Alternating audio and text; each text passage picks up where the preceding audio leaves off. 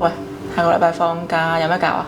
不如去路環行山啦，跟住夜晚去黑沙紮營睇星啦，你點睇啊？好喎，不過沙灘可以露營嘅咩？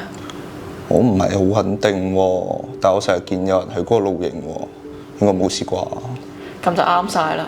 我之前買咗個高級睡袋，而家終於有機會用啦。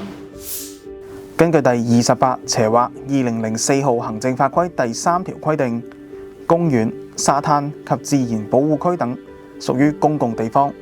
而根據同一行政法規附件《公共地方總規章》第7條第4款1項嘅規定，禁止在公共地方或設施紮營或露宿，但於許可地點且按主管實體規定的條件下進行者除外。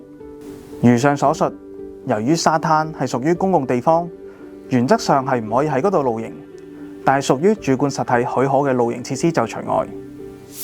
如果大家鍾意今集嘅內容，記住訂閱我哋嘅案中學法普法節目頻道，同時希望大家俾個 like 同埋幫手 share 出去，讓社會大眾齊學法共普法。